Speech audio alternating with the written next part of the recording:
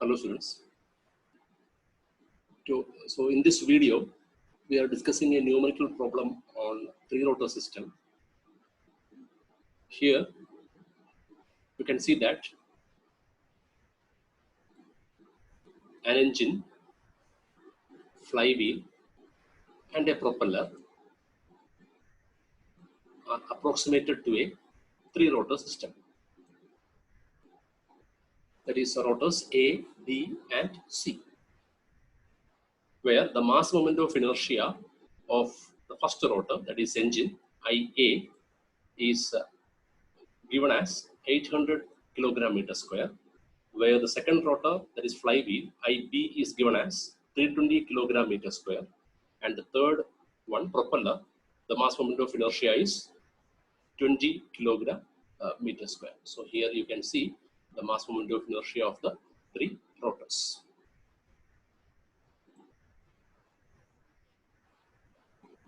Now, the diameter of the shaft on which the first two rotors, that is rotor A and rotor B, is mounted. Its diameter is 50 mm, that is D1 is 50 mm, and the distance between the first two rotors, that is L1, is 2 meter.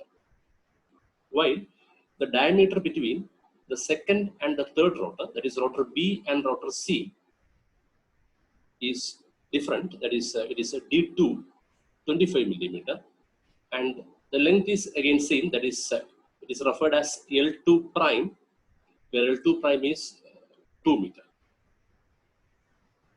So also remember that the rigidity modulus of the shaft material is given as 80 gigapascal.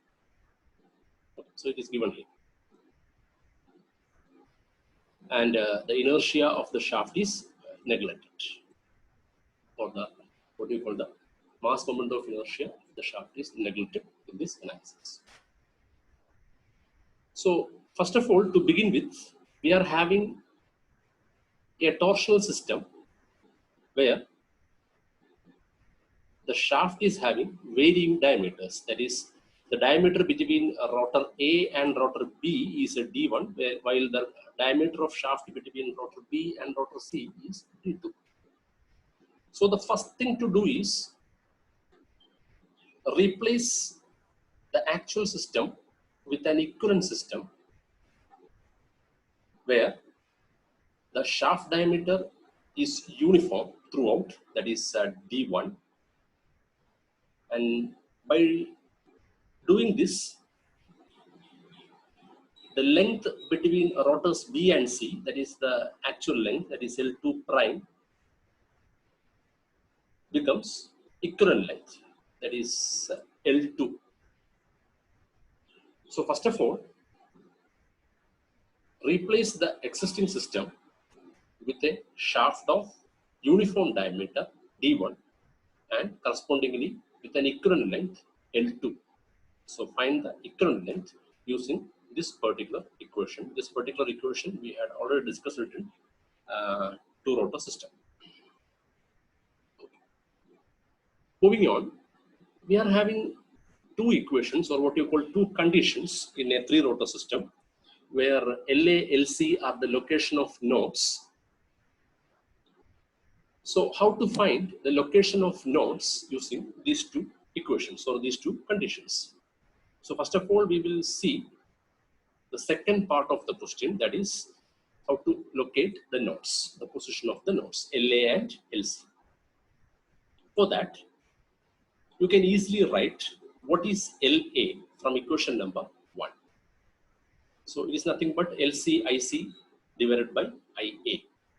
So you please substitute LA from equation number 1 in equation number 2. So substituting the value of LA in equation number 1 in equation number 2 and solving it, finally you will arrive at a quadratic equation in LC. And this is the quadratic equation in LC, where you will be having three coefficients and find the two roots of this particular quadratic equation. So if the two roots of this quadratic equation are known to you, that is, you are having two different roots of LC, corresponding to each root of LC, you can find an LA using equation number 1, right? That means here you can see, this is the first root of LC, and from equation 1, you can find a corresponding LA to this first root, and using the second root of LC, you can find another LA corresponding to the second root. Okay, so these values of LC and LA will give you the location of nodes in a 3-rotor system. Okay.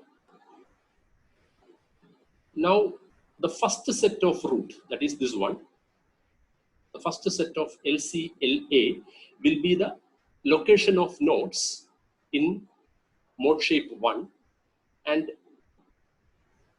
second set of roots, that is the second set of LC, LA values will be the location of nodes in the second mode shape diagram. But you will always be confused which one is mode 1 and which one is mode 2. So please check which root is giving you the mode shape 1, where you know that in the first mode shape you are dealing with two real nodes, that is two physically existing nodes, one node between rotor A and rotor B, another node between rotor B and rotor C.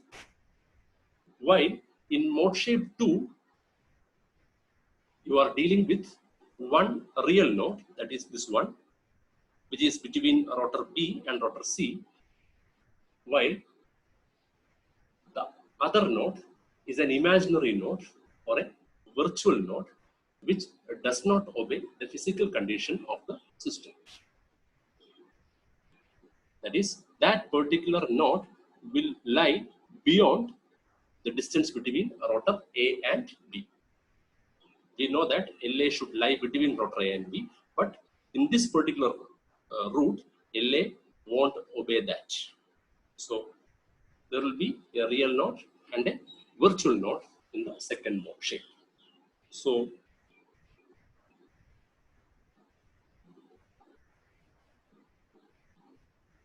by seeing the two roots, or by checking the two roots, you can easily identify which set of value is having the two real nodes and which set of value is having one real and one virtual node. Correspondingly, you give them as mode shape, mode 1 and mode 2. Now we will look into the another part of the question, that is actually the part 1 of the question, which is natural frequencies of the mode shape. Here, natural frequencies of the mode shape.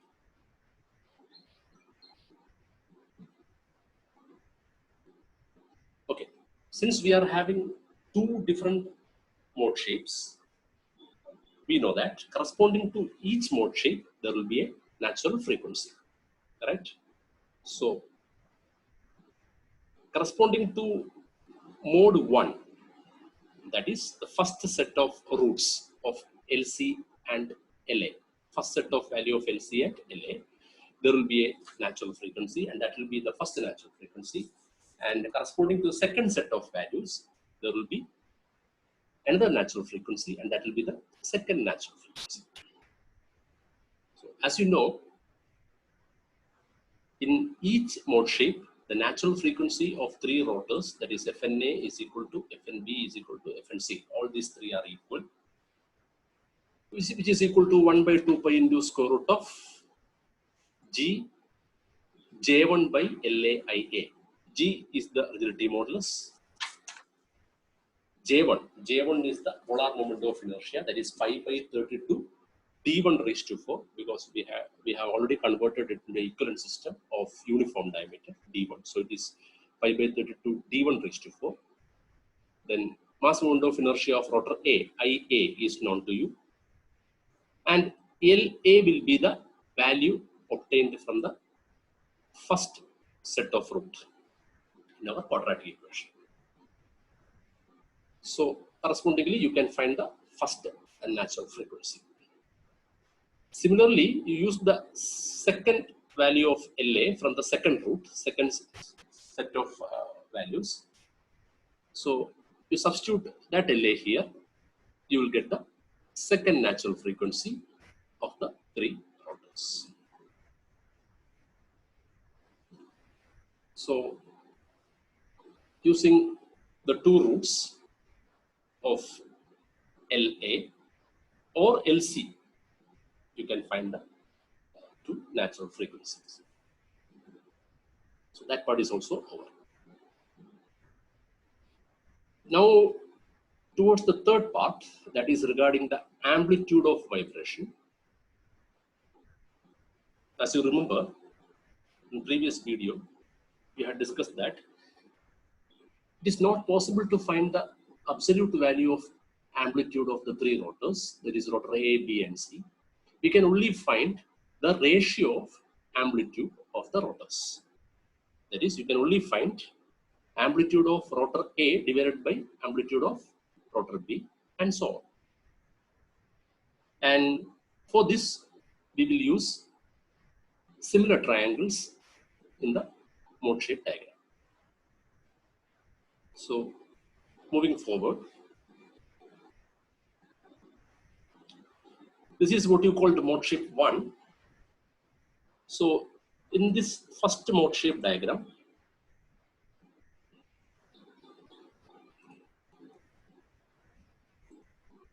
you can find the amplitude ratio of rotor A with respect to rotor B, that is AA by AB, from these two similar triangles, that is triangle, this one, the first triangle, which is similar to this triangle. So it is AA by AB is equal to LA by LB1, where LB1 is nothing but L1 minus LA. Similarly, AC by AB is equal to LC by LB2, where LB2 is nothing but L2 minus LC. Similarly, from mode shape 2, you can find the amplitude ratios in the second mode shape diagram. That is, using this virtual triangle, there is this particular triangle you can see here. This triangle is similar to this smaller triangle. Okay, so AA by AB is equal to LA by LA minus L1. So you can find the amplitude ratio of A with respect to B. Similarly, using these two triangles, this one and this one, you can find the amplitude ratio of rotor B and C, that is AB divided by this length, that is L2 minus LC, that is L2 minus LC, this length. So AB by L2 minus LC is equal to AC by LC. Similarly, you can find the amplitude ratios in the second mode shape also. So see,